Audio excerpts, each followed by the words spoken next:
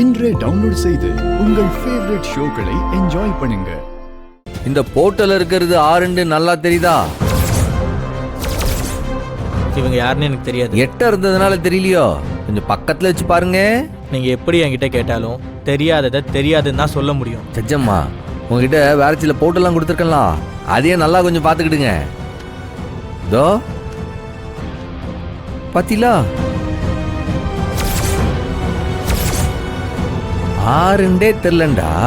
எப்படி அவங்களோட சேர்ந்து தண்ணி அடிக்கிறது, கூத்தடிக்கிறது, கும்மால் அடிக்கிறது இதெல்லாம் மட்டும் எப்படி செஞ்சீங்க? ஆறுண்டே தெரியாதவங்களோட சிவிலா இன்னமும் நீங்க அவங்கள தெரியலதான் சொல்ல போதீங்களா? மிஸ்டர் கௌதம், நீங்க தான் எல்லா போட்டோலயும் பயங்கரமா என்ஜாய் பண்ணிட்டு இருக்கீங்களே, அப்புறம் எப்படி தெரியாதுன்னு சொல்றீங்க? இப்ப சொல்லுங்க, இந்த போட்டோல இருக்கிறதுலாம் ஆறுண்டு தெரியுதா?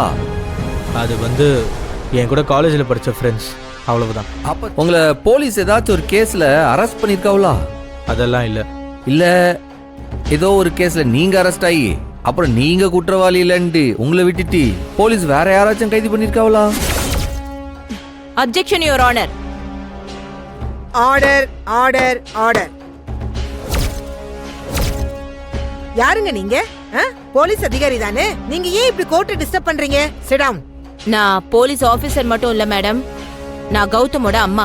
நீங்க யாரா வேணா இருங்க, கோர்ட்ல எப்படி நடந்துக்கணும்னு உங்களுக்கு தெரியாதா? யுவர் ஆனர், இந்த சண்முகம் ஏதோ உள்நோக்கத்தோட தான் என் பையனை விசாரிக்கிறாரு. என் மகனுக்கும் இந்த கேஸுக்கும் எந்த சம்பந்தமும் இல்ல மேடம்.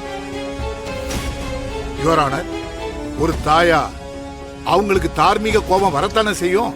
இப்போ வரைக்கும் இந்த கௌதம கேட்கிற கேள்விக்கும் இந்த கேஸுக்கும் ஏதாவது சம்பந்தம் இருக்கா? இவர் நீதிமன்றத்தையும் வழக்கையும் குழப்ப பாக்குறாரு யுவர் ஆனர். மிஸ்டர் சண்முகம், நீங்க எதுக்காக இப்ப இந்த கௌதம விசாரிக்கிறீங்க? இந்த கேஸுக்கும் இவருக்கும் இப்ப என்ன சம்பந்தம்? முதல்ல அதை சொல்லுங்க.